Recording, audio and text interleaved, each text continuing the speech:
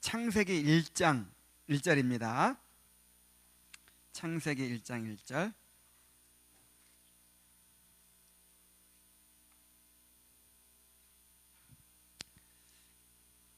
자, 우리 한 목소리를 한번 읽어보겠습니다. 자, 시작. 태초에 하나님이 천지를 창조하시니라. 아멘. 정말 많은 분들이 이 창세기 1장 1절 말씀을 읽고 하나님을 만났다고 그렇게 간증을 하고 있어요. 얼마나 시원하고 명확하고 분명한 선언입니까? 태초에 하나님이 천지를 창조하시니라. 이렇게 너무나도 분명하게 우리에게 말해주고 있죠. 오늘은 제목이 하나님의 창조입니다. 우리가 지금 하나님에 대해서 조금씩 알아가고 있죠. 우리의 신앙생활은 하나님이 어떤 분인가, 하나님에 대해서 알아가는데 달려 있어요. 하나님에 대해서 알지 못하면 구원에 대해서도, 죄에 대해서도, 믿음에 대해서도, 그 밖에 어떤 것에 대해서도 올바른 지식이 될 수가 없어요. 하나님을 알아야 이 죄가 무엇인지를 알 수 있고, 하나님을 알아야 믿음이라는 게 뭔지를 알 수 있고. 그러니까 우리가 알아가는 이 신앙의 모든 지식은, 신앙의 수준은 뭐에 달려 있을까요? 하나님을 알아가는 데 달려 있어요. 그래서 제가 지난번에 그런 말 했죠. 하나님을 알아가는 것보다, 하나님을 이 지식적으로 경험적으로 알아가는 것보다 뭔가 하나님의 교훈을 실천하는 것을 앞세우면 그게 타락의 길이 된다 그랬죠. 모든 것이 어디서 나와야 돼요? 하나님을 알아가는 것에서 나와야 돼요. 정말 하나님을 알아가는 일에 우리가 힘써야 되겠어요. 옛날에는 지금은 우리가 전도할 때 맨 처음에 어떤 말부터 하죠? 하나님은 당신을 사랑하십니다. 이거부터 하죠. 하나님은 당신을 사랑하십니다. 그런데 옛날에는 전도할 때 하나님께서 세상을 창조하셨습니다. 이 말부터 했대요. 그러니까 하나님이 어떤 분인가부터 얘기한 다음에 그 하나님에 비추어서 당신은 죄인입니다. 이렇게 얘기를 한 거죠. 하나님을 알지 못하는데 어떻게 죄인인 걸 알겠어요? 어떻게 다른 개념들을 알겠어요? 정말 하나님 알아가는데 힘써야 됩니다. 아까도 우리 몇몇 형제자매들한테 그런 얘기를 했는데 여러분 한번 지금까지 신앙생활에 온 것도 한번 생각해 보세요. 우리가 막 이제 열심히 이렇게 교회 열심히 봉사도 많이 하고, 그 다음에 선교여행도 가고, 막 뭔가 뜨거운 눈물 흘리면서 체험도 하고 할 수 있겠죠. 봉사도 할 수 있고 무슨 그런데 뭔가 하나님에 대해서 알아가는 것이 없으면요, 나중에 아무것도 안 남아요. 그렇죠? 그때 그냥 감정적으로 뜨거워졌었고, 그때 열심히 있었지 남는 게 아무것도 없는 거예요. 정말 우리의 모든 신앙생활이 하나님 알아가는 과정이 되지 않으면 아무 소용이 없는 것입니다. 자, 오늘은 하나님의 창조를 통해서 하나님이 어떤 분인가를 또 우리가 살펴보도록 하겠습니다. 자, 이 우주가 어떻게 생겨나게 되었을까요?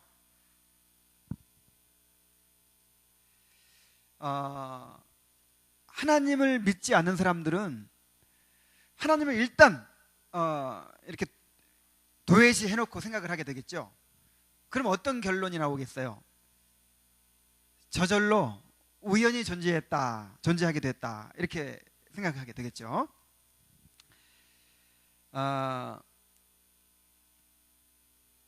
그런데 현대 과학은 지금 우리가 눈에 보이는 존재하는 모든 것들이 유한하고 언젠가 시작이 있었다는 것을 밝혀내고 있어요.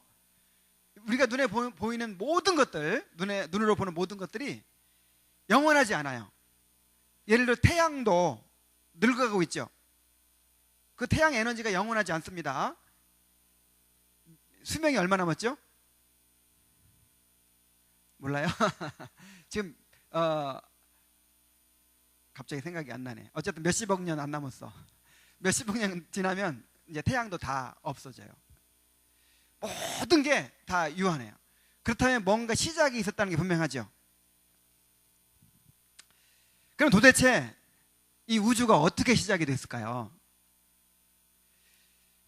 오늘날 우주의 기원에 대해서 가장 널리 이렇게 받아들여지고 있는 이론이 바로 빅뱅 이론과 진화론이에요.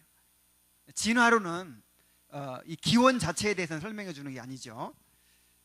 그래서 이제 그렇게 어떻게 해서 기원이 됐는가가 빅뱅 이론이고, 그 시작된 것이 어떻게 이제 진화되어 왔는가가 진화론이죠. 그래서 빅뱅 이론과 진화론이 오늘날 폭넓게 사람들에게 받아들여지고 있는 이론입니다. 1929년도에 이제 과학자들이 허블 망원경으로 이 은하들에서 나오는 별빛을 이렇게 관찰하면서 우주가 점점 팽창하고 있다는 것을 이제 발견하게 됐어요. 우주가 점점점 팽창하고 있는 거예요. 그러면 점점 팽창하고 있으니까 시간을 거슬러 계속 올라가면 이렇게 점점점 이렇게 응축되어 있을 때가 있었겠죠. 그래서 처음에는 이 우주가 아주 뜨거운 에너지가 고밀도 상태로 이렇게 응축되어 있었다, 이렇게 결론을 내렸어요. 그것이 아주 그냥 뜨거운 에너지가 초고밀도 완전히 응축된 이런 에너지 덩어리가 있었어요. 이것을 이제 우주난이라 그래요. 알, 우주의 알, 코스믹 에그라 그래요. 이 우주난이 있었어. 근데 그것이 어떤 우연한 계기로 대폭발을 일으킨 거야. 빵 터진 거예요. 빅뱅이 된 거예요. 그래가지고 이제 그것이 다 흩어졌는데, 그것이 이제 이렇게 팽창하면서 또 수축하면서 점점 이제 형태를 갖추어서 그것들이 이제 그런 과정에서 원자들이 생기고, 또 원자들의 가스가 냉각되면서 은하들이 생겼다, 그렇게 얘기하고 있는 거예요. 이런 모든 은하계와 이 별들이 생겼어요.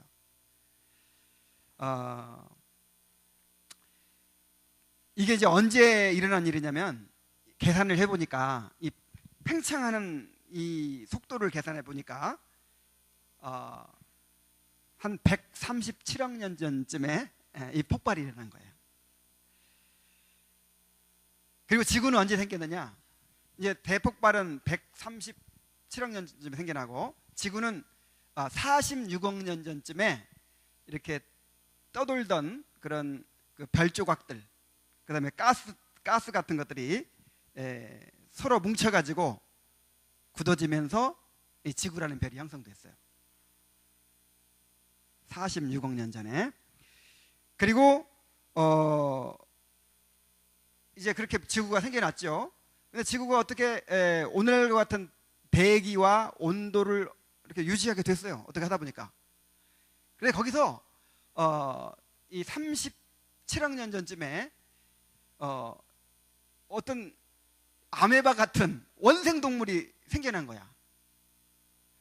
그래가지고 그것이 점점 진화해가지고 뭐 이게 맨 처음에 뭐 이제 양서류, 파충류로부터 시작해가지고 뭐 어류, 그다음에 조류, 뭐 이렇게 포유류 여러 갈래로 점점점 진화해가지고 300만 년 전쯤에 이제 우리 인류와 비슷한 그런 생물이 출현하게 됐어요. 그래가지고 오늘날 이렇게 진화를 거듭해서 이 세계가 된 거예요. 자, 이게 이제 하나님을 믿지 않는 이제 이 불신자들이 가장 폭넓게 받아들이고 있는 소위 과학적인 우주의 기원과 또 진화의 과정입니다. 그런데 이게 얼마나 참 허무맹랑한가 보세요. 어떻게 하나님이 천지를 창조하냐?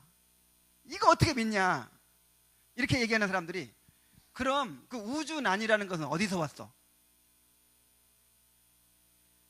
우주난이 우연히 그냥 생겼어. 우연히.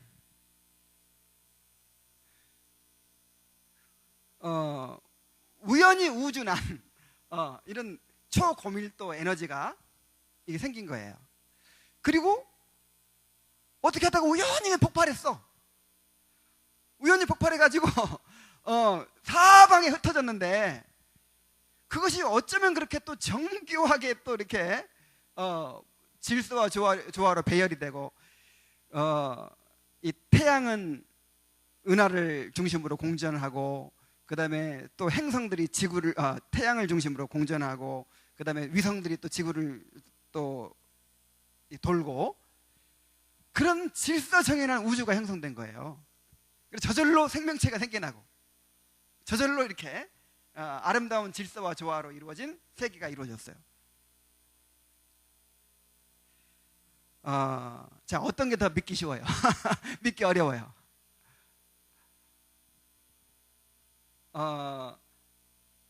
이 물질 세계를 초월하는 전능하신 하나님이 어떤 분명한 계획에 의해서, 어떤 그런 지성적인 존재가 어떤 분명한 계획에 의해서 이렇게 아름다운 질서와 조화로 이루어진 이런 우주를 창조하셨다. 자, 이것이 더 믿기 어려워요? 아니면 그냥 혼자 생겼어, 혼자 저절로 생겨가지고, 혼자 폭발해가지고 저절로 이런 게 이루어졌어?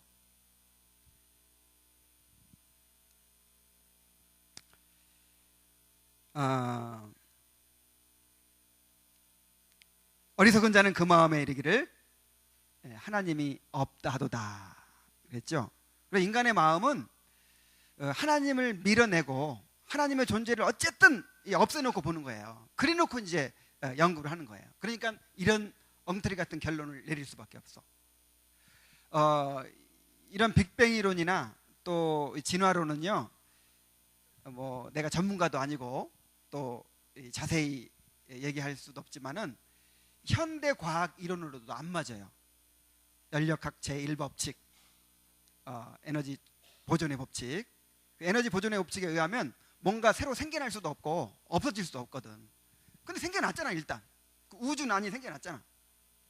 그리고 연력학 제2법칙, 모든 에너지가 전환될 때는 이 무질서한 방향으로 전환이 되죠. 그래서 언젠가는 태양도 없어지고 이제 다 지구도 없어질 수밖에 없는 거예요. 점점 무질서해져서. 그렇다면 맨 처음에는 완전한 세계가 있었다는 뜻이잖아요.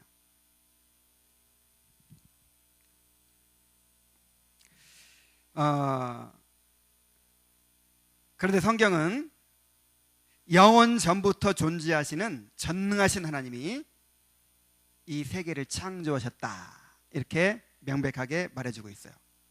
그것이 바로 소요리문답 8문과 9문입니다. 우리 소요리문답 8문을 한번 읽어보겠습니다. 자, 시작. 하나님께서 어떻게 그 작정을 이루시는가?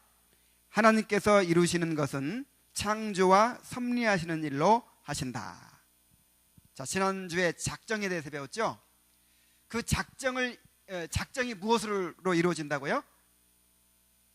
창조와 섭리, 이런 걸 기억해둬야 되는 거예요. 자, 하나님의 작정이 어떻게 이루어져요?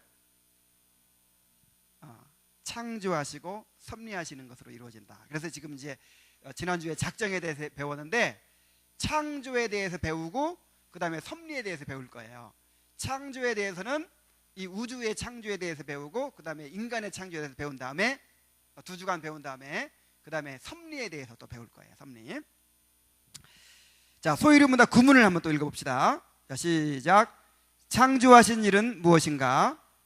창조하신 일은 엿새 동안에 아무것도 없는 중에서 그 권능의 말씀으로 만물을 지으신 일인데 모두 매우 좋았다. 자, 이것도 이대로 외우세요.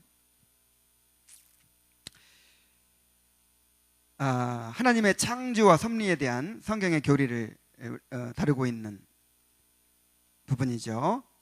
먼저 하나님의 창조 사역에 대해서 한번 살펴보도록 하겠습니다. 이 소요리문답 구문과 답에 하나님의 창조의 특징을 요약해 주고 있어요. 첫 번째로 하나님의 창조는 무에서 유를 창조하신 그런 사역이었어요. 자, 우리가 인간이 무언가를 만들면 어떤 재료가 필요하죠. 집을 지으려고 해도 나무나 목재가 필요하고, 무엇이든지 어떤 재료를 가지고 만들어요. 그런데 하나님께서 창조하실 때는 아무것도 없는 상태에서 무언가를 만들어내셨다 이 말이에요. 아무것도 없었어요. 시간도 없었어. 시간도. 하나님한테는 시간이 있어요, 없어요? 하나님은 시간을 초월하신 분이야. 영원부터 영원까지 하나님은 하나님이시다 그랬잖아요. 하나님한테는 시간이 없어요. 그 다음에 공간이 있어요, 없어요? 공간도 필요 없는 거예요. 하나님은. 이해가 안 가지만은 태초에 하나님이 천지를 창조하시니라 할 때, 그때 처음으로 이 시간과 공간이 생겨난 거예요. 자, 태초라는 말은 처음 시작을 했다는 얘기인데, 하나님이 존재하실 때는 시작이 있어요, 없어요? 하나님한테는 시작이 있을까요, 없을까요? 없어요. 하나님은 시작이 없습니다. 아니, 어떻게 시작이 없는 분이 있어? 그러니까 하나님이지. 하나님 말고는 시작이 없는 존재가 없어. 하나님은 시작이 없어요. 그러니까 하나님한테 시간이 필요 있어, 없어? 없어. 그 다음에 하나님은 어떤 공간에 갇힐 필요도 없고, 공간에 보호받을 필요도 없어요. 어떤 공간을 점유할 필요가 없어요. 그 공간도 필요 없는 거야. 그런데 태초에 하나님이 천지를 창조하시니라, 이 말이 무슨 말이냐면, 태초는 시간이 시작됐다는 걸 의미해요. 시간이 창조된 거예요. 그때부터 시간이 이제 흐르기 시작해요. 그 다음에 천지를 창조하시니라. 천지는 이 우주 공간을 의미하는 거예요. 처음으로 이제 시간과 공간이 시작된 거예요. 만물이 존재하기 위해서는, 하나님 외에 이런 만물이 존재하기 위해서는 그 존재할 수 있는 바탕이 뭐냐? 시간과 공간이거든요. 그래서 시간과 공간이 이제 생겨난 거예요. 요한복음 1장 3절에 보면은, 만물이 그로 말미암아 지은 바 되었으니 지은 것이 하나도 그가 없이는 된 것이 없느니라. 이 만물은 우주 만물을 다 얘기하는 거예요. 어떤 것도 예수님이 없이는, 하나님이 없이는 생겨난 것이 없다. 그러니까 하나님께서 창조하시기 전에는 무였다는 얘기죠. 무. 아무것도 없었어요. 히브리서 11장 3절에 보면은, 보이는 것은 나타난 것으로 말미암아 된 것이 아니니라. 우리가 눈에 보이는 모든 것들이 이렇게 나타나 있는 것 가지고 만들어진 것이 아니라 이 말이죠.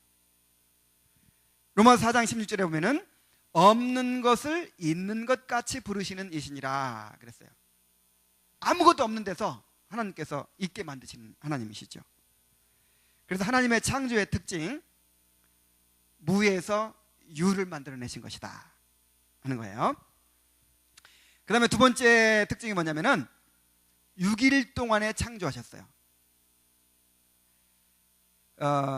창세기 1장 2절부터 쭉 보면은, 3절부터 보면은,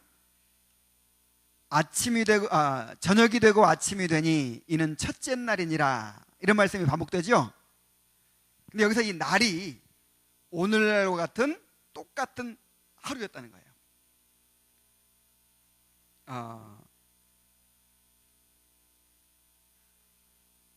그래서 며칠 만에 창조하셨어요?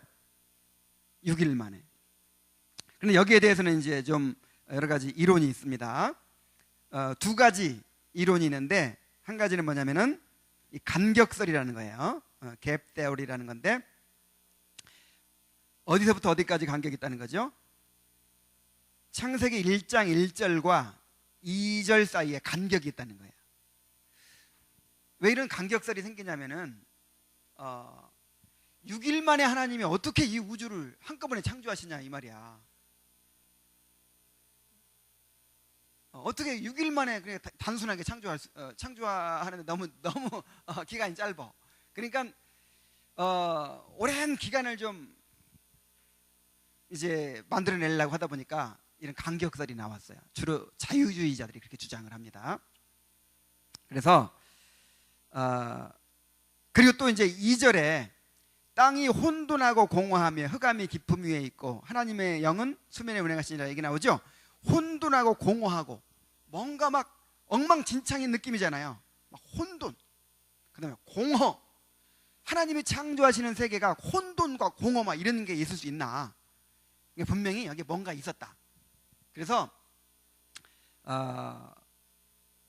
태초에 하나님이 천지를 창조하셨는데, 완벽하게 창조하셨는데, 이제 이 사탄이 이제 이 하나님을 대적하여 싸우는 바람에 하나님께서 사탄을 이제 저주하시고 또 사탄을 이렇게 이제 심판하시는 그런 과정이 있었는데, 그런 과정에서 이 땅이 하나님께 창조하신 이 천지가 완전히 망가져 버렸다는 거예요. 그래가지고 혼돈과 공허 가운데 이렇게 있게 됐다. 그걸 이제 3절부터 다시 창조하신 것이다. 이렇게 보는 사람들이 있고, 영적으로 이렇게 보는 한 사람들이 있고, 또 한 사람들은 어떤 이제 오랜 또 한 가지는 뭐냐면 이 6일간이라는 이 날짜가 24시간 날이 아니라 어떤 지질학적인 어떤 긴 어떤 시대였다는 거죠. 그래, 날 시대 이론이라 그래요. 예, 하루가 어떤 시대였다는 거예요. 긴 시대. 그래서 그 6일간이 뭐 몇만 년이 될 수 있고, 몇십만 년이 될 수 있고, 몇백만 년이 될 수도 있어요. 몇억 년이 될 수도 있어요. 긴 기간 동안에 그 진화 과정, 그리고 하나님께서 이렇게 오랜 시간에 걸쳐서 오늘날의 모습처럼 이렇게 이루어오신 그런 과정들이라는 거죠. 그래서 간격설 또는 날 시대 이론, 이런 것들이 이제 있습니다. 그런데 성경에 근거가 없고, 우리가 이렇게 오해하는 사람들이 많이 있어요. 태초에 하나님이 천지를 창조하시니라, 요게 천지 창조의 대략의 이야기고, 그걸 자세히 풀어서 이제 2절부터 쭉 얘기한 거다. 근데 그게 아니에요. 1절부터 창조가 시작된 거예요. 1절에 뭐가 창조된 거예요? 1절부터 3절까지가 첫째 날이야. 1절에 말하자면 태초가 시간이고, 그 다음에 천지가 공간이에요. 시공을 먼저 만드신 거야. 그리고 땅이 혼돈하고 공허하며, 그 앞에 히브리어 원문에는 접속사 그리고라는 말이 있어요. 와우라는 말이 접속사가 있어요. 그러니까 태초에 하나님이 처음에 이 우주 공간을 만드셨다. 그리고 아직 혼돈하고 공허한 그런 이 땅에 이제 빛이 있으라, 이렇게 말씀하신 거죠. 이 혼돈하고 공허하다, 이 말에 무슨 뜻이냐면은 아주 막 엉망진창이고 막 그냥 뒤죽박죽인 그런 의미가 아니고, 혼돈이란 뜻은 아직 형태를 갖추지 않았다, 그런 뜻이에요. 공허라는 말은 아직 비어있는 상태다, 그 뜻이에요. 그러니까 일단 하나님께서 창조하시기 전에, 모든 걸 완성하시기 전에 일단 이 우주 공간부터 만들어 놓으신 거죠. 그러니까 아직 형태를 못 갖췄죠. 그리고 아직 비어있죠. 그런 상태를 말한 거예요. 자, 무슨 얘기인지 알겠죠? 그래서 1절과 2절 사이에 간격이 있는 게 아니고 그리고라는 접속사로 이제 이어지는 것입니다. 1절부터 3절까지가 첫째 날의 창조 과정이에요. 맨 처음에 우주 공간을 만드시고 아직 형태를 갖추지 않고 비어있는 땅에 아직 어두운 곳에 빛이 있으라 이렇게 말씀하시고 빛을 창조하신 거죠. 그리고 날 시대 이론에 대해서 또 얘기를 해보면은 이 날이라는 말은 첫째 날, 둘째 날 할 때 날은 히브리어로 요음이라는 말인데 24시간 하루를 의미할 수도 있고 한 시대를 의미할 수도 있어요. 그런데 출애굽기 20장 8절부터 11절까지 한번 봅시다. 여기 보면은 어떻게 이 기사를 인용하고 있는지를 볼 수 있는데 출애굽기 20장 8절부터 11절.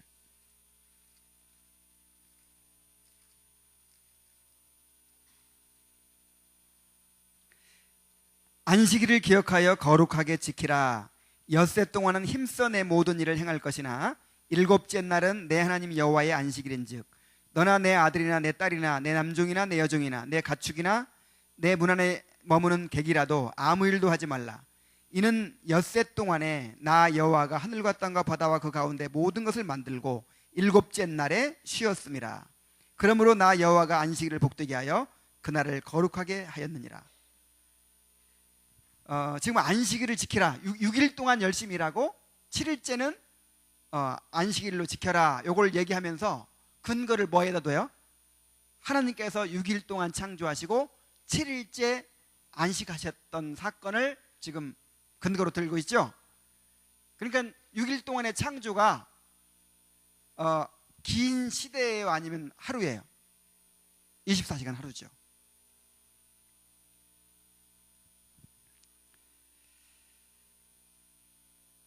하나님은 6일 동안 아주 질서 있게 세상을 창조하셨습니다. 자, 어떻게 창조하셨는지 한번 우리 읽어봅시다. 창세기 1장 1절부터. 자, 첫째 날입니다. 태초에 하나님이 천지를 창조하시니라. 처음 우주 공간을 이제 만들어내셨죠. 그리고 아직 형태를 갖추지 않고 또 비어있는 그런 어두운 땅에 하나님이 이르시되 빛이 있으라 하시니 빛이 생겼어요. 그것이 바로 첫째 날입니다. 둘째 날, 하나님이 이르시되 물 가운데 궁창이 있어 물과 물로 나뉘라 하시고, 이 궁창은 뭘 가리키냐면 대기권을 가리켜요. 대기권. 이 지구의 대기권. 그런데 물 가운데 궁창이 있어서 물과 물로 나뉘라 그렇게 얘기했죠. 그러니까 궁창이 가운데 있고 밑에도 물이 있고 위에도 물이 있어요.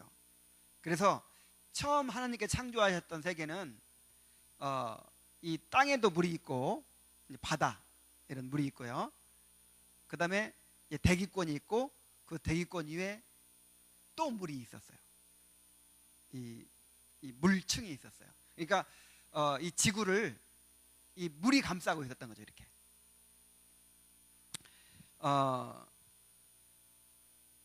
그래서 그 노아 홍수 때 막 물이 쏟아져 내렸죠. 그래서 지구가 다 물로 뒤덮였잖아요. 그것이 이제 다 물러가가지고 북극의 얼음이 되고 남극의 얼음이 되고. 그래서 이제 그 증거가 뭐냐면은 옛날에는 이 홍수 전에는 지구 전체가 이 기온이 똑같았대요. 시베리아 같은 데서 맘모스 화석 같은 것이 발견되죠. 근데 맘모스 화석이 발견되는데 그 맘모스 그 위장에서 막 풀을 막 뜯어먹다가 이렇게 갑자기 어떤 일이 일어나 가지고 이렇게 이제 죽고 화석이 돼 버린 거예요. 그게 노아 홍수죠. 노아 홍수 때 비만 내린 게 아니라 막 이 대격변이 일어난 거거든요. 근데 어, 그 뜯어먹은 풀이 뭐냐면은 화렵수야. 그 이 시베리아 그 동토의 땅에서 맘모스 같은 이렇게 따뜻한 지방에서 사는 그런 동물들이 살았고, 그 다음에 거기에 그 풀들이 그 따뜻한 지방에서 나는 지역에서 나는 풀들이 먹었던 것을 발견할 수 있었단 말이에요. 그래서 노아 홍수 전에는 이 지구 전체가 기온이 일정했다, 이렇게 이제 보는 거죠. 왜 일정할 수 있었죠? 햇빛이 이 대기권 위에 있는 이 물을 통해서 이렇게 이제 들어오는 거예요. 그래서 자외선 같은 것도 다 차단시켜주고, 해로운 자외선 같은 것도, 그 다음에 이 물층을 통해서 들어오니까 골고루 이 전 지구가 그렇게 아주 사람들이 살기 좋은 그런 이제 온도가 된 거죠. 그래서 노아 홍수 전에는 수명이 다 보통 몇 살이에요? 막 1000살에 가까워. 900살, 800살. 그러니까 노아 홍수 끝나고 나서 급격히 줄어들죠. 노아 홍수 끝나고 나서 바로 200살로 줄어들고, 그 다음에 이제 120살, 70, 80 이렇게 줄어들잖아요. 그러니까 이제 그 자외선을 막아주던 물층이 없어지고, 그 다음에 이제 이 지구 환경이 바뀌어버린 거예요. 대격변에 의해서. 어쨌든 둘째 날 창조하신 것이 뭐라고요? 이 대기권. 그 다음에 셋째 날은 뭘 창조하셨나요?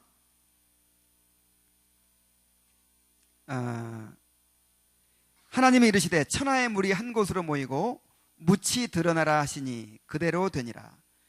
이제 이 바다와 땅을 분리시켰어요. 하나님이 묻을 땅이라 부르시고 모인 물을 바다라 부르시니 하나님 보시기에 좋았더라. 자, 이 첫째 날, 둘째 날, 셋째 날 이 창조가 말하자면 이제 어떤 이제 준비였습니다. 여기 도표를 보면은 첫째 날 우주 공간과 빛을 창조하셨죠. 이것은 넷째 날에 창조하시게 될 1월 성신을 이제 1월 성신의 창조의 준비입니다. 둘째 날 궁창을 만드시고 궁창 위의 물과 아래 물로 나눈 거, 다시 말해서 대기권과 수권을 창조하셨는데, 이것은 다섯째 날 창조하시게 될 물속의 생물들, 또 하늘의 새들을 위한 그런 이제 공간을 마련하신 거죠. 자, 셋째 날은 바다와 땅을 만드시고, 그 다음에 이제 식물을 만드셨는데, 이것은 여섯째 날 창조하시게 될 육상 동물들, 또 인간의 창조를 위한 준비였어요. 자, 이렇게 질서 있게 하나님께서 세상을 창조하셨습니다. 또 하나님의 창조의 특징은 말씀으로 창조하셨다는 거예요. 말씀으로.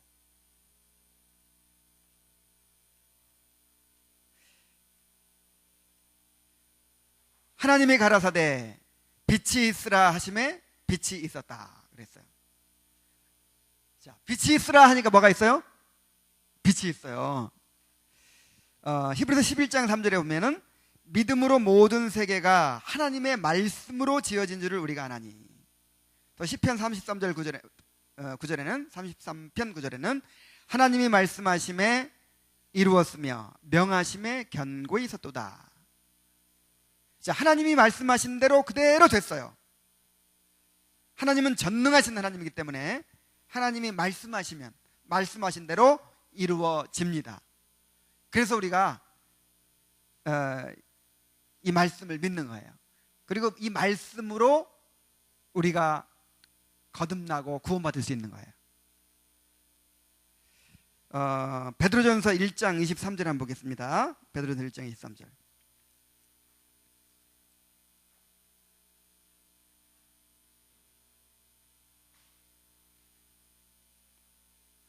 너희가 거듭난 것은 썩어질 씨로 된 것이 아니요 썩지 아니할 씨로 된 것이니 살아있고 항상 있는 하나님의 말씀으로 되었느니라. 또 야고보서 1장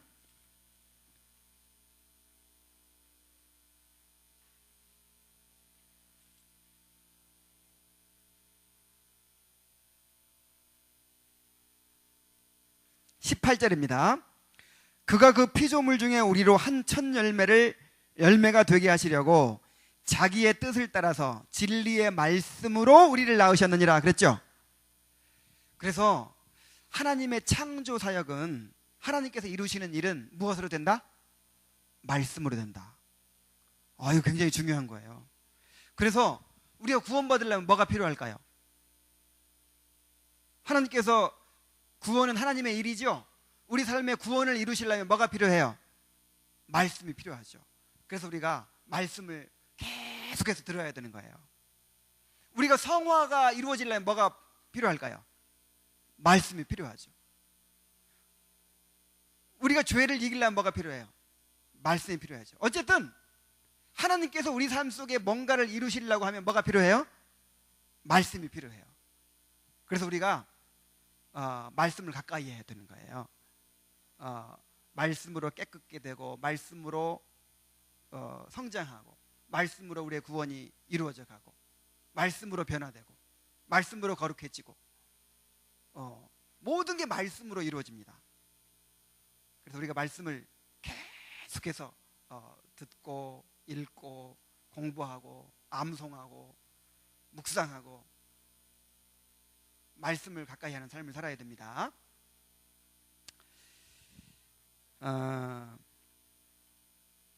그리고 하나님의 창조의 특징 또 한 가지, 처음부터 완전한 모습으로 창조하셨다는 거예요. 계속해서 말씀하시기를 각기 종류대로, 이런 표현이 있어요. 각기 종류대로. 자, 진화론에 의하면 처음에는 한 종류밖에 없어서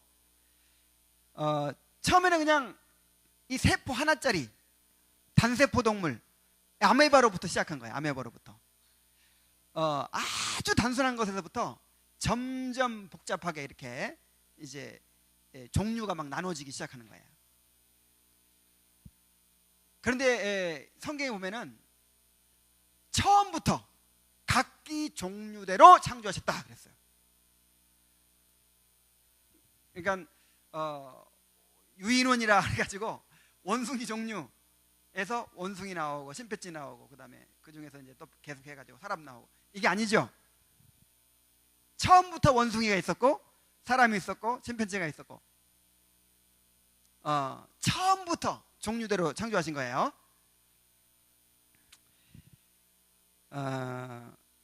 그래서 이 진화론적 사고, 창조론적 사고, 이 사고 자체가 사람들에게 어떤 다른 세계관을 낳고 다른 이 삶의 태도를 낳는 거예요. 예를 들어서 진화론적 사고를 가지고 산다. 이 세상이 진화에 의해서 이루어져 왔다.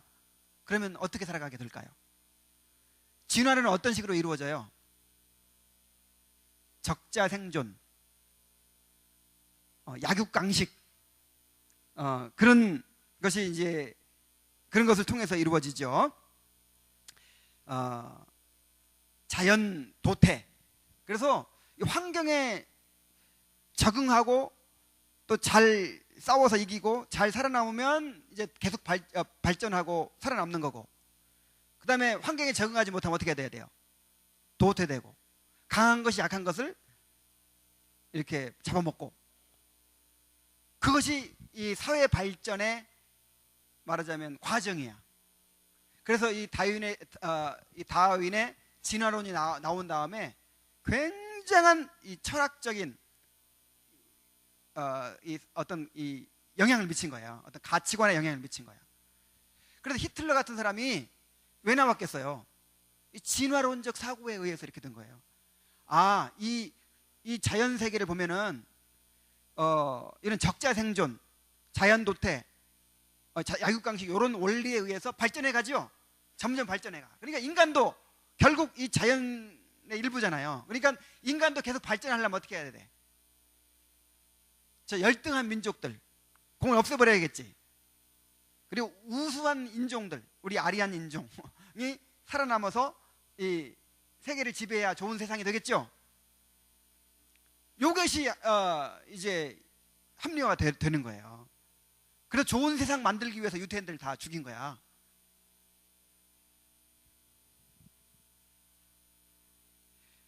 그러나 이 창조적인 세계관을 가지면 어떻게 되겠어요? 창조적인 이 하나님의 창조 사상으로 세계관을 가지면 어떻게 되겠어요? 하나님께서 처음부터 다 필요해서 각자의 역할을 위해서 모든 걸 다 만드셨죠? 필요 없는 게 있어요, 없어요? 없어요.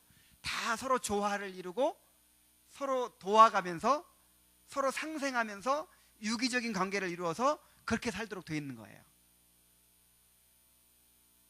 그러니까 나보다 좀 못하고 못나고 부족한 사람들 없애버려야 좋은 사회가 되겠어? 아니면 그 사람들 도와야 되겠어? 돕고 더불어 살아야 좋은 세상이 되겠죠. 이 창조적인 세계관을 가지면은 이게 얼마나 참 무서운지 한번 생각해 보세요.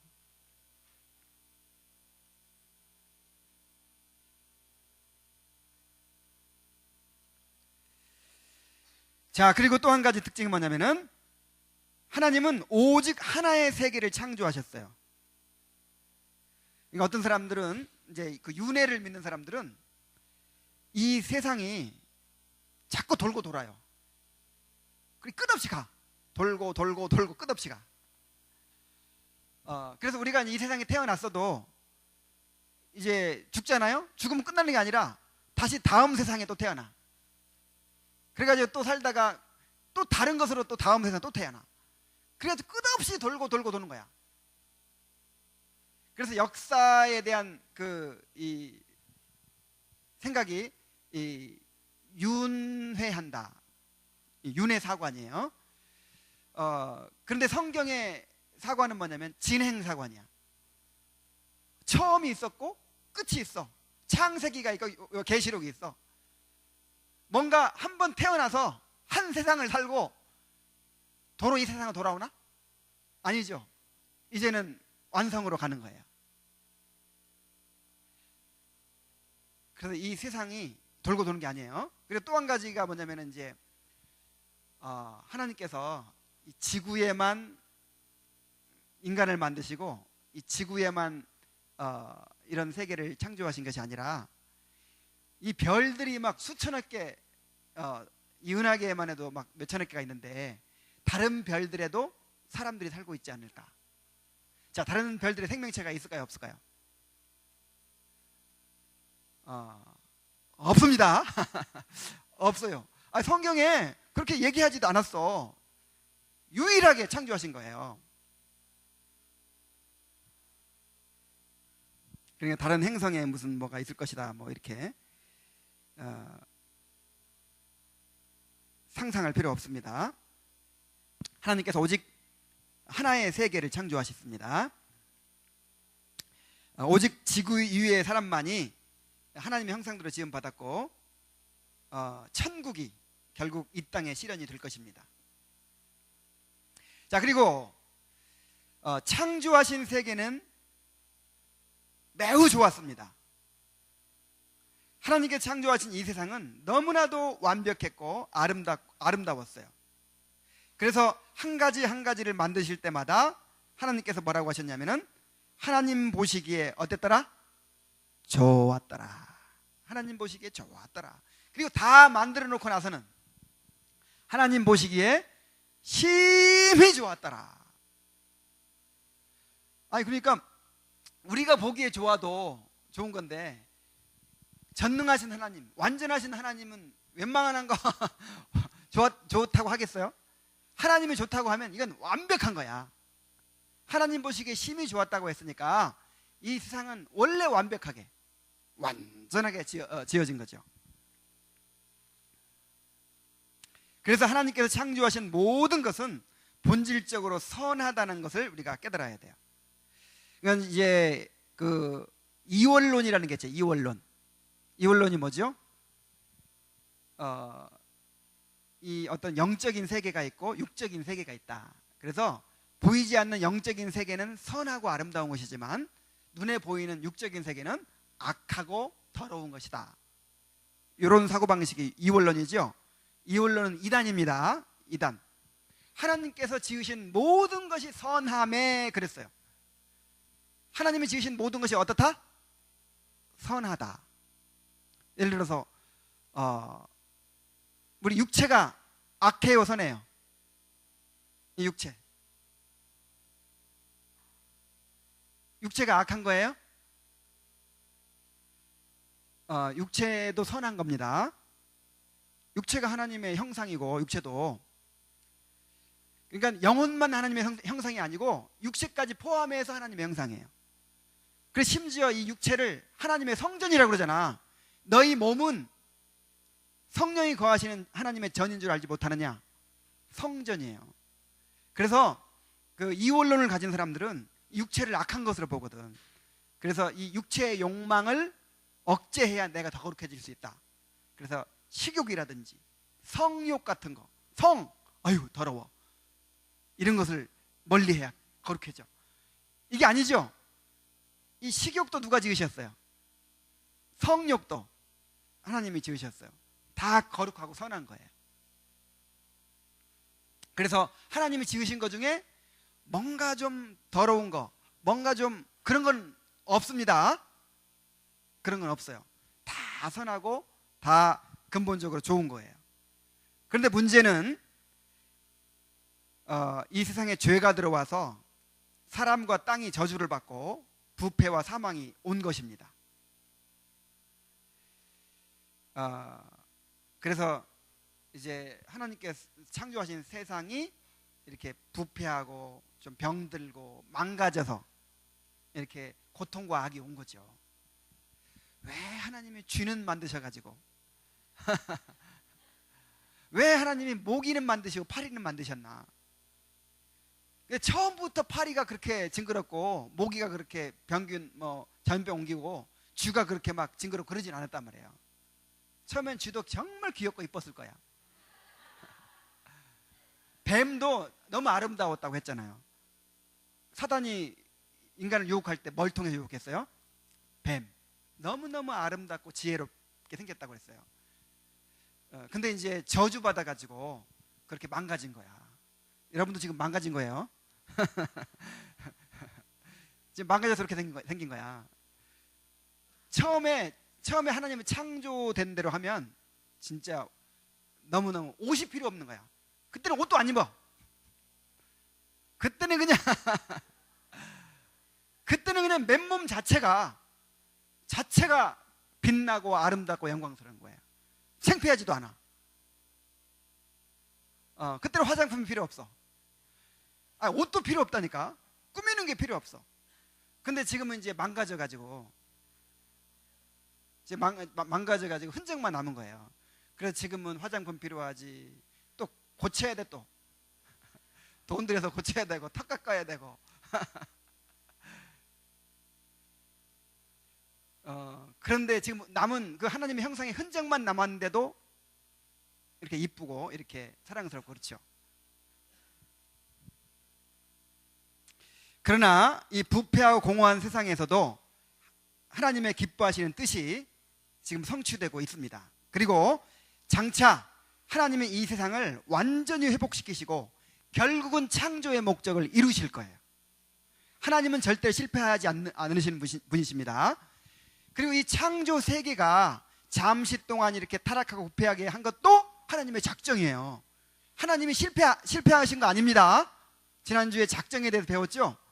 하나님이 그냥 정성들여 만들어놨는데 어떻게 그냥 사탄이 그냥 망가뜨려가지고 아이고 안타까워라 실패했네, 이게 아니란 말이에요. 이 타락을 허락하신 것조차도 허용 작정이에요. 이게 더 큰 목적을 이룰 거예요. 나중에 보면.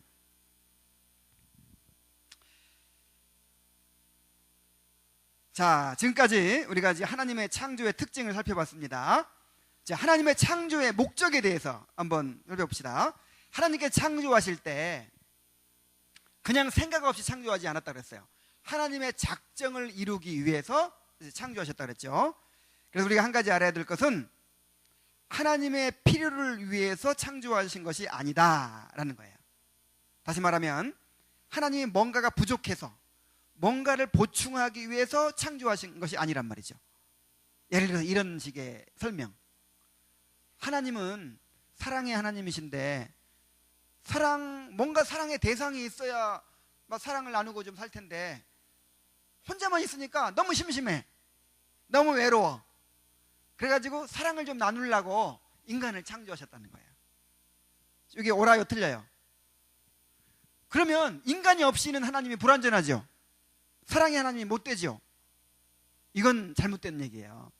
하나님은 인간 없어도, 천사들도 없고 아무것도 없어도 하나님 자신으로 완전하십니다. 이걸 가리켜서 하나님의 자존성이라 그래요. 하나님은 나는 스스로 있는 자니라 그렇게 말씀하셨죠. 이 스스로 있는 자라는 말은 스스로 완전히 충족하시고 완전히 복되신 분이다, 그런 뜻이에요. 삼위일체 하나님이시잖아요. 세 분이 완벽한, 아니 한 분 한 분이 다 완벽하지만은 사랑의 대상이 있는 거예요.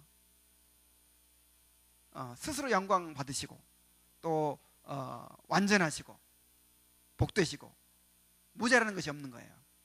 그래서 욥기 22장 2절로 3절에는 사람이 어찌 하나님께 유익하게 하겠느냐, 지혜로운 자도 스스로 유익할 따름이니라. 내가 의로운들 전능자에게 무슨 기쁨이 있겠으며 내 행위가 온전한들 그에게 무슨 이익이 있겠느냐. 이 굉장히 중요한 말이에요. 이건 어떤 사람들은요, 내가 하나님한테 보탬이 되는 줄 알아요. 내가 뭔가 이렇게 하나님을 뭔가 보태주는 줄 알아요. 그래서 내가 뭔가 하나님의 일을 열심히 해가지고 열매를 많이 맺고 그러면 하나님한테 도움이 된 거야.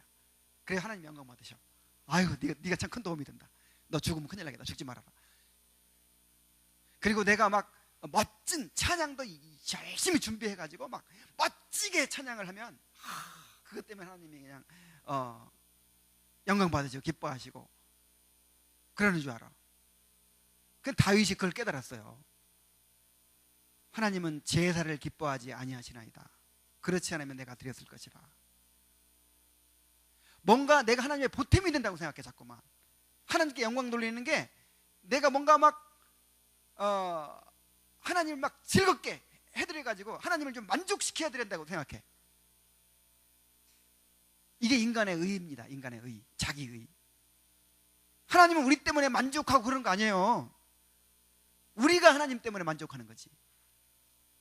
우리가 하나님을 즐거워하는 거지.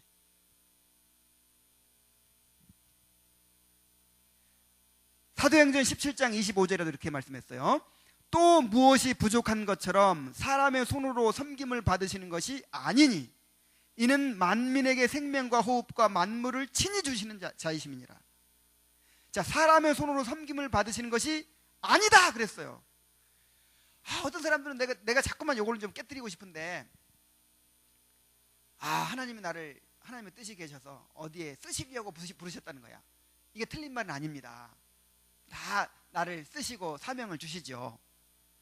근데 그것이 나를 도와주시는 일이에요, 아니면 하나님 도와주는 일이에요? 나를 도와주시는 것이고 나를 하나님 알게 만드는 그런 얘기지. 하나님이 아이고 전도를 좀 해야 되겠는데 내가 써먹을 사람이 없는 거야.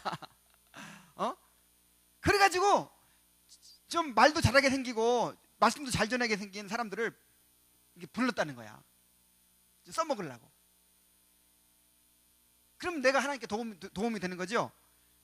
그런 게 어디 있어요. 하나님은 우리가 하도 하시면 없어져 버려도 아무것도 아쉬운 게 없어. 조금도 손해가 없어.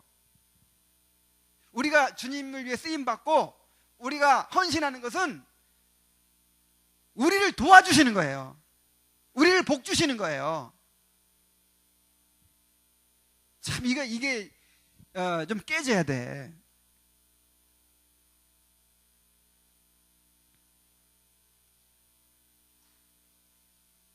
그래서 하나님이 뭔가 필요해서 좀 부족해가지고 좀 나를 위해서 뭔가 좀 만들어야겠다. 내 살 집이 필요하다라든지 아니면 나 혼자 있으니까 너무 외롭다. 그래가지고 창조한 것이 아니고 하나님의 자유롭고 기뻐하시는 뜻에 의해서 창조하셨는데, 그게 뭐냐면은 하나님의 영광을 드러내는 거예요. 하나님의 영광이에요. 그렇다고 해서 창조 안 하면 하나님의 영광이 좀 부족해지는 그게 아니라 이 말이에요. 창조 하나 안 하나 하나님은 영광스러우시고 충분히 영화로우신 분이에요. 그런데 하나님은 그 자신의 영광을 이렇게 드러내고 싶은 거예요. 여러분 뭔가를 멋진 걸 만들고 나면 여러분 어때요? 만족스럽죠? 멋진 작품을 내가 만들어요. 그럼 만들고 나면 만족스럽죠? 이게 하나님 닮아서 그래요. 창조적 본능이 있어요. 하나님께서 자신의 영광을 이렇게 뭔가를 이렇게 드러내고 싶은 거야. 뭔가를 통해서, 창조를 통해서 표현하고 싶으신 거예요. 그러면 너무 하나님이 이기적이 아니냐. 자기 영광만을 위해서 우리 다 만들어가지고 우리 고생시키고 이거 뭐야 이거. 그런데 그게 아니고 하나님은 우리를 최고로 행복하게 해주시는 방법을 통해서 영광을 드러내시는 거예요. 잠시 동안 이 땅에 살면서 물론 우리 죄 때문에 고난을 당하는 것이지만은 좀 잠시 뭔가 좀 불합리해 보이고 고통스러워 보이고 막 그러죠. 근데 하나님의 계획은 여러분들이 최고로 행복해지는 것입니다. 자꾸만 이 세상만 생각하지 마세요. 영원을 생각하세요. 영원에 비해서 이 땅에 사는 잠시 몇십 년간의 시간이 도대체 얼마나 된다고 생각하세요? 영원에 비해서 진짜 아무것도 아니에요. 우리를 영원토록 최고로 행복해지게 만드는 것이 하나님의 계획이에요. 그걸 통해서 하나님의 영광이 드러나는 거예요. 아시겠습니까?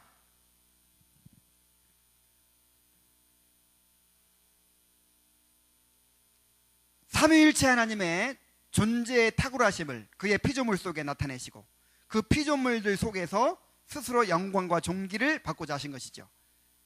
하나님은 말씀으로 아무것도 없는 데서 모든 것을 지으심으로써 그의 위대한 능력의 영광을 드러내셨어요.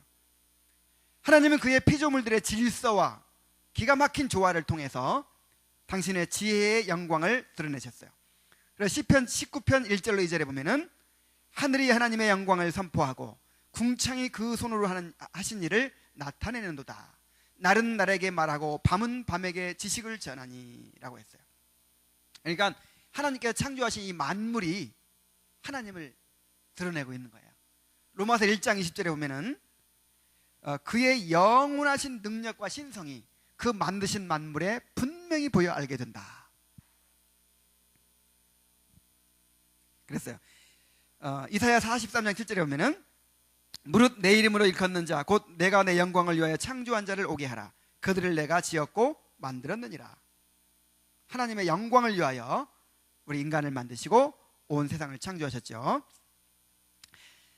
자, 이제 마지막으로 하나님의 창조와 그리스도인의 삶에 대해서 한번 살펴보도록 하겠습니다.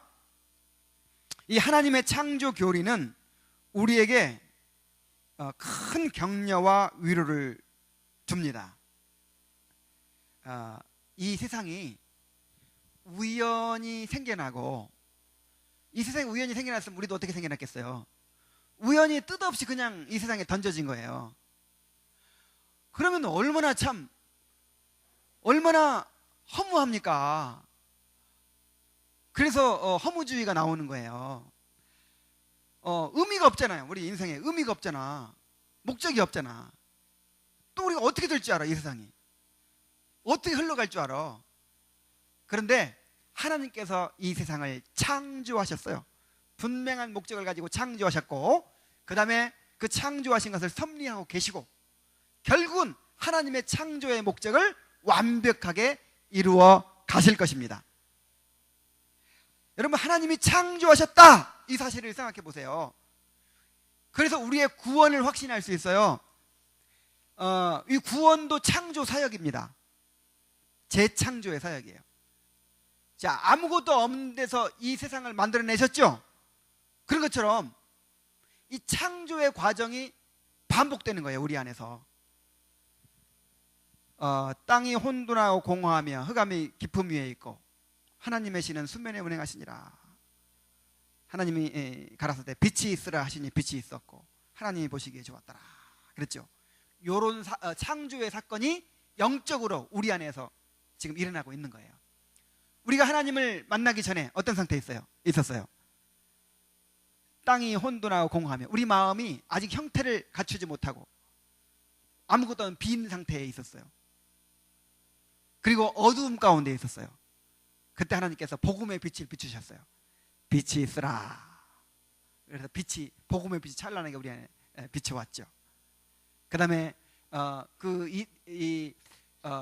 이제 하늘과 땅을 만드시고 또 생명체를 만드시고 그 다음에 이 아름다운 질서와 조화로 우리 이 세상을 만드셨던 것처럼 우리 안에서 착한 일을 그렇게 이루고 계시는 거예요.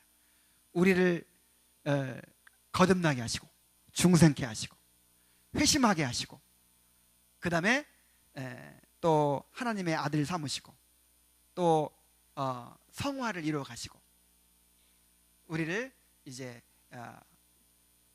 우리의 그 구원을 완성해 가시는 거죠. 요게 창조 사역이에요. 재창조의 사역이에요. 그래서 그 구약 성경에 보면은 이스라엘 백성들을 위로하고 격려할 때 항상 창조의 하나님을 이야기합니다. 이사야서 40장 31절 보면은 한번 찾아볼까요? 예를 들어서 한번 찾아보겠습니다. 이사야 40장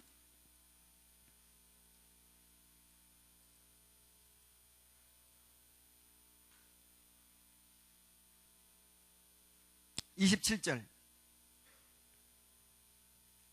야곱아 어찌하여 내가 말하며 이스라엘아 내가 이르기를 내 길은 여호와께 숨겨졌으며 내 송사는 내 하나님에게 벗어난다 하느냐. 자, 이게 지금 어떤 상황이냐면 유다 백성들이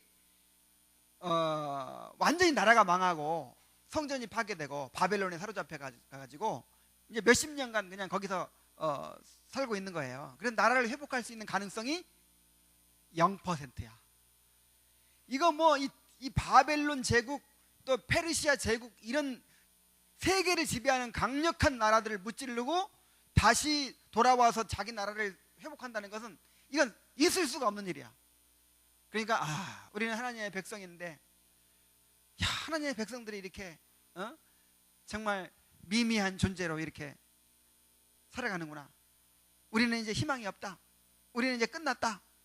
자, 이러고 있으니까 뭐라고 얘기합니까? 28절에 너는 알지 못하였느냐 들어보지 못하였느냐 영원하신 하나님 여호와 땅 끝까지 창조하신 이는 피곤치 않으시며 곤비하지 않으시며 명철이 한이 없으시며 피곤한 자에게는 능력을 주시며 무능한 자에게는 힘을 더하시나니 소년이라도 피곤하며 곤비하며 장정이라도 넘어지며 쓰러지되 오직 여호와를 앙망하는 자는 새 힘을 얻으리니 독수리가 날개치며 올라가면 같을 것이요 다른 박질하 해도 곤비하지 아니하겠고 걸어가도 피곤하지 아니하리로다. 창조의 하나님을 생각해봐라. 하나님은 무에서 유를 만들어내시지 않느냐? 없던 것을 새롭게 만들어내시지 않느냐? 이 세상을 바라보면서 이 세상을 창조하신 하나님을 바라봐라. 너희들이 지금 완전히 가능성이 없는 상태, 절망적인 상태에 있지만 하나님이 바꾸실 수 있어요, 없어요? 바꾸실 수 있어. 아니, 창조도 하는데. 이런 어떤 절망적인 상황에서도 하나님만 있으면 되는 거예요. 다시 살아날 가능성이 있는 거예요.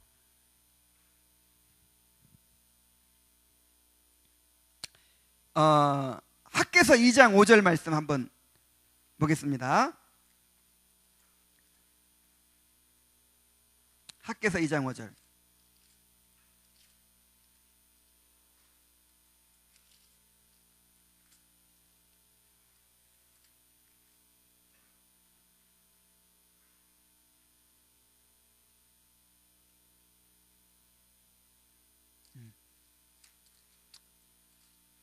자, 여기 보면은 너희가 애굽에서 나올 때 내가 너희와 언약한 말과 나의 영이 계속하여 너희 가운데 머물러 있나니 너희는 두려워하지 말지어다. 자, 여러분 꼭 기억하세요.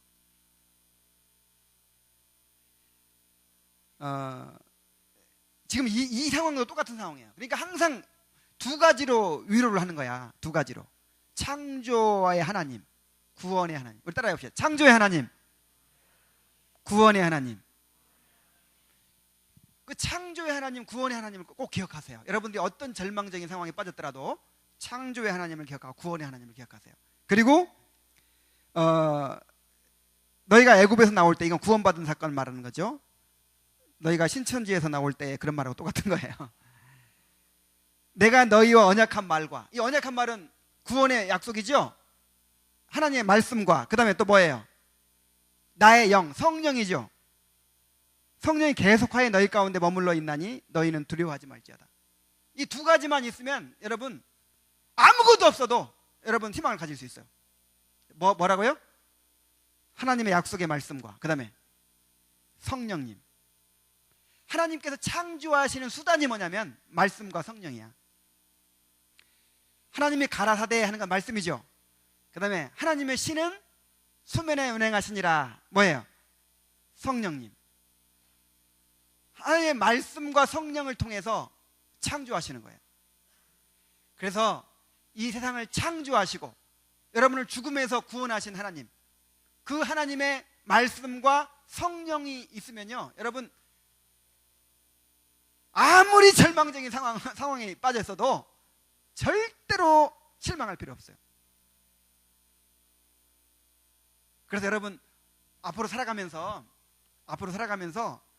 뭐 고난도 있을 것이고 어떤 위기도 있을 것이고 어떤 절망적인 상황이 올지도 몰라요. 아니면 지금 나는 지금 희망이 없어, 혹시 그러고 있을지도 몰라. 근데 내 안에 하나님의 약속이 있나? 나를 구원해 주시고 끝까지 인도해 주시겠다는 내 약속을 내가 받았나? 그거 한 가지. 그 약속 받았어요? 안 받았어요? 그 다음에 성령님이 계신가? 내 안에서 일하시는 성령님이 계신가? 요것만 생각하세요. 그 두 가지가 있으면 걱정할 필요 있어요, 없어요? 이 두 가지만 있으면 망해도 망한 게 아니야. 꼭 기억하시기 바랍니다. 자, 그 다음에 하나님이 우리의 창조주이심을 항상 기억하며 살아야 돼요. 자, 내가 지금 이 땅에 존재하는 것이 누구 때문에 존재해요? 하나님 때문에 존재해요. 하나님께서 나를 만드셨어요. 내가 하나님을 만들어내는 게 아니야. 내가 필요해가지고 하나님을 만들어낸 게 아니고 하나님이 당신의 영광을 위해서 우리를 만드신 거예요. 하나님이 주인이에요. 그래서 모든 것이 하나님의 것이라는 사실을 항상 기억해야 됩니다. 우리는 분명한 목적을 가지고 이 땅에 태어났어요. 그래서 하나님께로부터 나왔다가 하나님께로 가는 거예요. 하나님이 창조주시다 하는 사실 꼭 기억하시기 바랍니다. 하나님이 나를 지으셨고 내가 하나님께로부터 나왔다가 하나님께로 간다. 그러니까 뭐 하나님 떠나 살려고 생각한다는 것은 있을 수도 없는 일이죠. 그리고 우리가 가장 합당한 삶을 사는 길이 뭐겠어요? 철저하게 하나님께 드려지는 것이 되겠죠. 그것이 특별한 삶이 아니라 당연한 삶인 거예요. 하나님이 나의 창조주니까. 그 다음에 우리는 하나님의 창조 세계를 통해서 하나님을 발견해야 됩니다. 시편 104편 24절에 여호와여 주의 하신 일이 어찌 그리 많은지요 주께서 지혜로 저희를 다 지으셨나이다. 계시록 4장 11절에 우리 주 하나님이여 영광과 존귀와 능력을 받으시는 것이 합당하오니 주께서 만물을 지으신지라. 이렇게 하나님을 찬양하고 있죠. 이거는 좀 이따가 마지막으로 결론에서 다시 한번 얘기할게요. 자, 하나님의 창조하신 세계를 잘 갖고 와야 됩니다. 하나님께서 이 세상을 창조하실 때, 다음에 이제 인간 창조에 대해서 이제 다음 주에 배울 때 더 자세하게 얘기할 텐데, 하나님께서 이 세상을 창조하시고 누구한테 맡기셨어요? 우리한테 맡기셨어요. 생육하고 번성하여 땅에 충만하라. 땅을 다스리라. 땅을 정복하고 다스리라 그랬죠? 그래서 우리에게 이 땅을 관리하고 이 땅을 가꾸어 갈 책임을 주신 거예요. 그래서 하나님이 창조하신 세계를 아름답게 복되게 해야 될 책임이 우리에게 있는 줄로 믿습니다. 그래서 우리가 이제 그 영적인 그 세계, 우리가 구원받고 성화를 이루고 천국에 가는 거, 뭐 이런 것도 우리가 추구해야 되겠지만은 우리가 이제 세상에 살면서 이 세상이 아무리 망가지고 아무리 지금 타락했지만은 누가 창조하신 세계예요? 하나님이 창조하신 세계예요. 그래서 우리가 최선을 다해서 이 땅을 아름답게 만들고 복되게 만들고 가꾸고 이렇게 해야 돼요. 막 함부로 막 환경 파괴하고 이제 환경 같은 것도 마찬가지고 환경을 함부로 파괴하는 것도 안 되겠죠. 그 다음에 환경뿐 아니라 이 땅의 문화에 대해서 우리가 이 그리스도인의 이 정신으로 아름답게 하고 복되게 하는 그런 역할을 해야 됩니다. 제가 시편 104편을 보고 마치려고 하는데 한번 다 찾아봅시다. 시편 104편.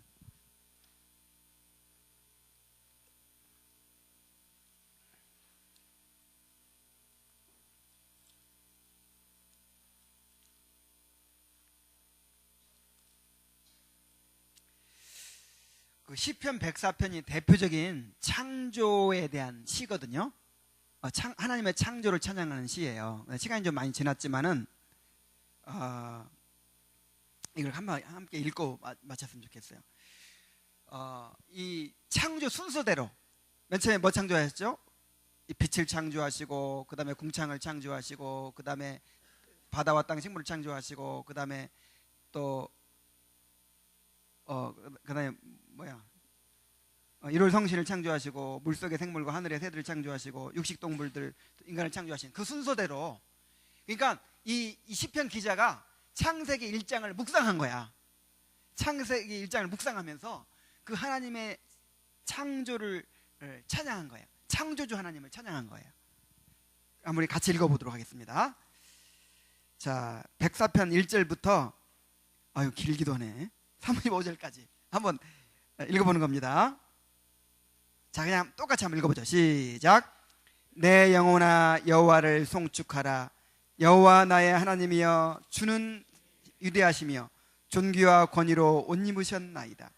주께서 옷을 입음같이 빛을 입으시며 하늘을 휘장같이 치시며 물에 자기 누각에 들보를 얹으시며 구름으로 자기 수레를 삼으시고 바람 날개로 다니시며 바람을 자기 사신으로 삼으시고 불꽃으로 자기 사역자를 삼으시며 땅에 기초를 놓으사 영원히 흔들리지 아니하게 하셨나이다.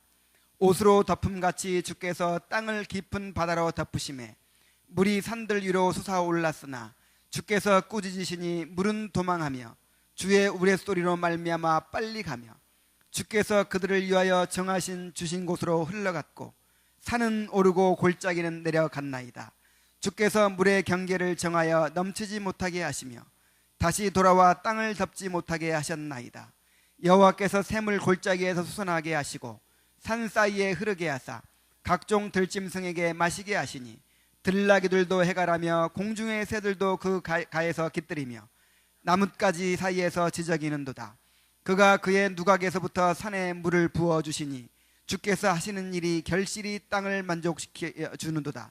그가 가축을 위한 풀과 사람을 위한 채소를 자라게 하시며 땅에서 먹을 것이 나게 하시며 사람의 마음을 기쁘게 하는 포도주와 사람의 얼굴을 윤택하게 하는 기름과 사람의 마음을 힘있게 하는 양식을 주셨도다. 여호와 곧 그가 심으신 이로다. 새들이 그 속에 깃들이며 학은 잣나무로 집을 삼는도다. 높은 산들은 사냥을 위하며 바위는 너구리의 피난처시로다. 여호와 달로 절기를 정하시며 해는 그 지는 때를 알도다. 주께서 흑암을 지어 밤이 되게 하시니 삶의 모든 짐승이 기어나오나이다. 젊은 사자들은 그들의 먹이를 쫓아 부르짖으며 그들의 먹이를 하나님께 구하다가 해가 돋으면 물러가서 그들의 굴 속에 놓고 사람은 나와서 일하며 저녁까지 수고하는도다. 여호와여, 주께서 하신 일이 어찌 그리 많은지요. 주께서 지혜로 그들을 다 지으셨나니 주께서 지으신 것들이 땅에 가득하나이다. 거기에는 크고 넓은 바다가 있고 그 속에는 생물 곧 크고 작은 동물들이 무수하나이다. 그곳에는 배들이 다니며 주께서 지으신 리와 야단이 그 속에서 노나이다. 이것들은 다 주께서 때를 따라 먹을 것을 주시기를 바라나이다. 주께서 주신즉 그들이 받으며 주께서 손을 펴신즉 그들이 좋은 것으로 만족하다가 주께서 낯을 숨기신즉 그들이 떨고 주께서 그들의 호흡을 더두신즉 그들은 죽어 먼지로 돌아가나이다. 주의 영을 보내어 그들을 창조하사 지면을 새롭게 하시나이다. 여호와의 영광이 영원히 계속할지며 여호와는 자신께서 행하시는 일들로 말미암아 즐거워하시리로다. 그가 땅을 보신즉 땅이 진동하며 산들을 만지신즉 연기가 나는도다. 내가 평생토록 여호와께 노래하며 내가 살아있는 동안 내 하나님을 찬양하리로다. 나의 기도를 기쁘게 여기시기를 바라나니 나는 여호와로 말미암아 즐거워하리로다. 죄인들을 땅에 소멸하시며 악인들을 다시 잊지 못하게 하시리로다. 내 영혼아 여호와를 송축하라. 할렐루야. 기가 막히죠. 창조주 하나님이 세상을 창조하시고 또 실제로 세상에 있는 모든 것들을 돌보시고 지배하시고 다스리고 계신다는 것을 표현하면서 그 다음에 결국은 그 창조가 우리의 구원으로 완성된다는 거, 그것으로 끝마치고 있죠. 이 창조의 신앙을 가진 거예요. 여러분, 창조 신앙으로 살아가시기 바랍니다. 이 시편 기자처럼 하나님이 천지를 창조하셨다, 하나님은 창조주시다 라고 하는 그 신앙으로 그렇게 하나님을 알아가는 여러분들 되시기 바랍니다. 기도하겠습니다. 하나님 아버지, 오늘 하나님께서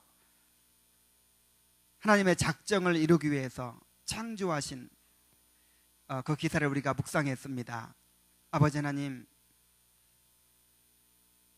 창조주 하나님을 항상 기억하게 하시고 이 창조 세계를 바라보면서 그 안에서 하나님을 항상 발견할 수 있도록 인도하여 주옵소서. 만물을 창조하시고 섭리하시고 또 그 창조의 목적을 완성해 가시는 하나님이 우리를 구원하시고 또 우리의 구원을 완성하고 계십니다. 창조 신앙으로 승리할 수 있도록 도와주시옵소서. 예수님의 이름으로 기도하옵나이다. 아멘.